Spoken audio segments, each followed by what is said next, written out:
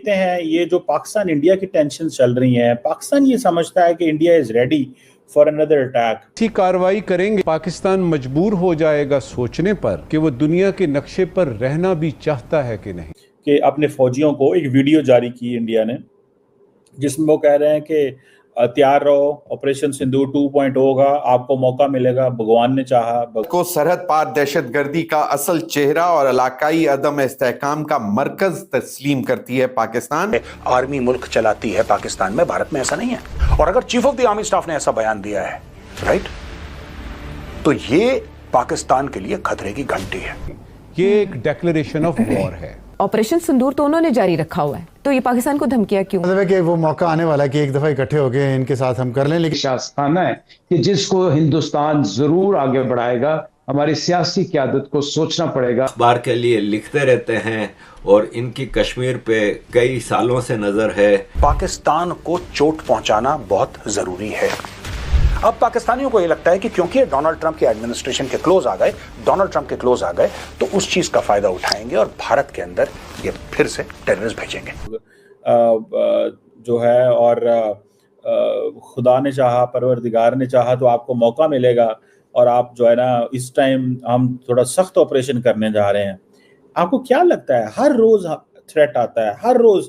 अभी तो Indian air chief ने कह दिया हमने 10 जहाज गिराए हैं। अगले दिन उन्होंने प्रेस कॉन्फ्रेंस की, सेट हुई हमने 9 से 10 जहाज गिराए हैं पाकिस्तान के। इसमें पाकिस्तान का रोल अब क्या होना चाहिए, जो कि इतनी बड़ी धमकी दी गई है कराची आने की?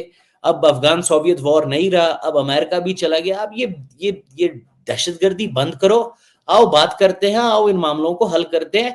इस खित्ते की जो इकोनॉमिक स्टेबिलिटी है, इस खित्ते का जो इकोनॉमिक पोटेंशियल है, उसको दोनों तीनों। सबसे पहले तो मैं थोड़ा सा कमेंट किया जो पहले आपका मौजू था, मैं पसनी की बंदरगाह पे करूंगा कि पाकिस्तानी कौम को ये मैं अश्योर कराना चाहता हूँ कि गॉन आर द डेज जब 5 जमीन पे थे, 5 हवा में है। ये उन्होंने अपनी एनुअल प्रेस कॉन्फ्रेंस जो की एयरफोर्स की, उन्होंने वहां पे कहे what is there to talk, is it because they want to. Pakistan में बैठकर अड्डे जो थे तो वो किसी और के पास हुआ करते थे, वो चीजें अब नहीं है। कभी भी मुल्क की सलामती पर, खुद मुख्तारी पर कोई आंच नहीं आने देंगे। In back the lost support जो मासेस में अवाम से सपोर्ट लेना चाह रहे हैं, प्लान कर रहे हैं, क्या मतलब, what do you think of that?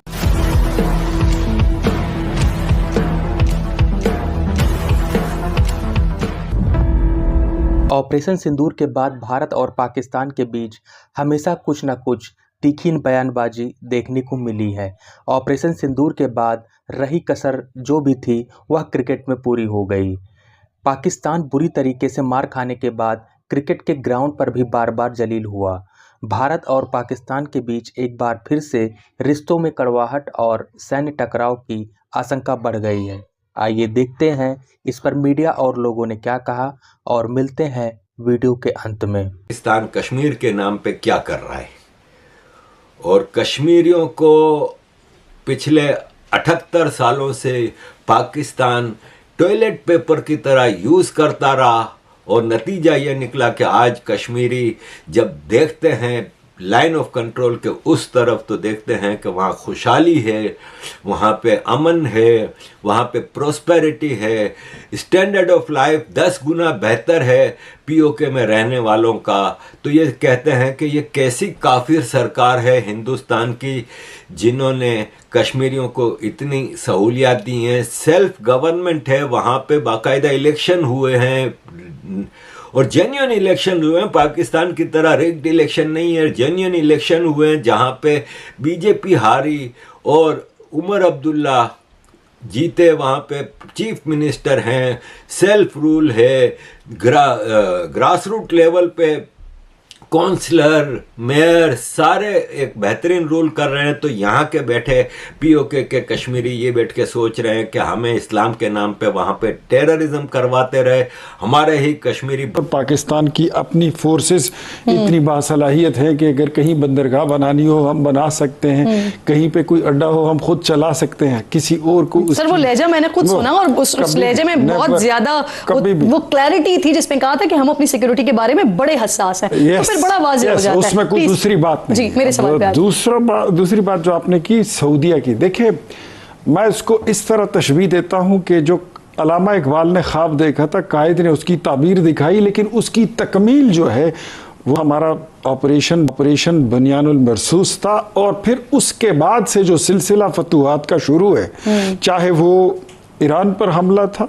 Israel का, फिर उसके बाद कतर पर हमला था, और उसमें जो आपने किरदार अदा किया, फिर सऊदिया। कि जब मुल्क की सोच आती है, जब कौम की सोच आती है, तो अल्हम्दुलिल्लाह हम पहले भी इकट्ठे हो गए थे, अब भी आइंदा भी इकट्ठे होंगे, बिकॉज इसके ऊपर कौमी सालगिरह के ऊपर कोई कॉम्प्रोमाइज नहीं होगा। अच्छा, इसमें ये फरमाइएगा कि जो इंडिया की धमकियां आई हैं इस वक्त, और आर्मी चीफ ने ख़ास तौर पे कहा है कि पहले हमने रिस्ट्रेंट शो किया, अब नहीं करेंगे, कोई बदला लेने की बात कर रहे हैं, तो पहले आपके ख्याल में इंडिया ने कोई रिस्ट्रेंट शो किया था जो अब नहीं करेंगे? और अगर वो नहीं करेंगे तो फिर वो क्या करेंगे, और पाकिस्तान क्या करेगा फिर? देखें, इंडिया ने तो कोई ऐसी सोच उसमें थी नहीं रिस्ट्रेन की। उसने तो एक एक्शन किया, ऑफेंसिव एक्शन लेके आया, उसको दोनों दफा, मैं तो 2019 की भी बात करूंगा, 2025 की भी, जो उसको जवाब मिला वो उसके ख्वाबो ख्याल में भी नहीं।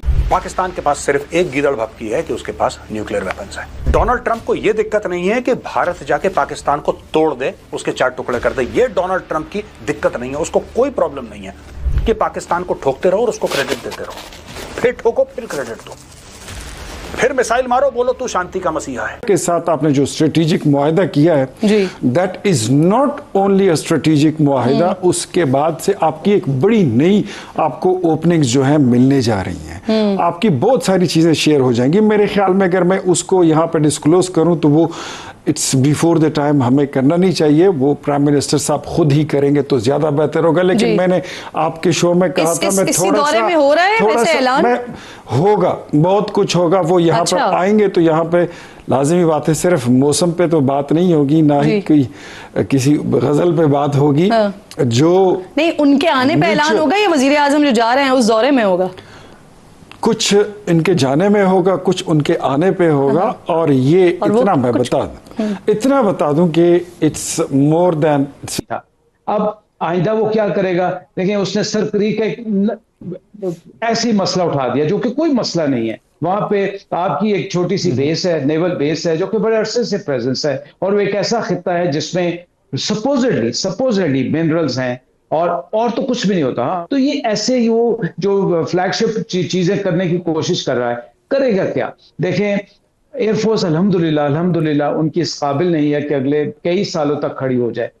अल्हम्दुलिल्लाह मैं आपको एक बात बताना चाहता हूँ कि अल्हम्दुलिल्लाह मैं आपको बड़े वसूख से कह रहा हूँ कि अगले कई सालों तक उनकी ना मेंटल सोच है। आप ऐसी मेंटल सोच का अंदाजा लगाएं जो अपनी तकरीर में भूल के एकदम उसको याद आता है कि पहले मैंने इनके जहाज ग्राउंड पे तबाह किए, फिर उसको ख्याल आया कि मैंने इनके जहाज शायद हवा में तबाह किए। तो ये अगर मेरा कमांडर ऐसी बातें करेगा तो वो बांग्लादेश लेके, श्रीलंका लेके, यहाँ तक कि नेपाल, भूटान, ये सारी जगह लेके अफगानिस्तान, आओ इस खित्ते को अगली दुनिया में ले जाते हैं। इसका इकोनॉमिक पोटेंशियल को हम एक्सप्लॉइट करते हैं।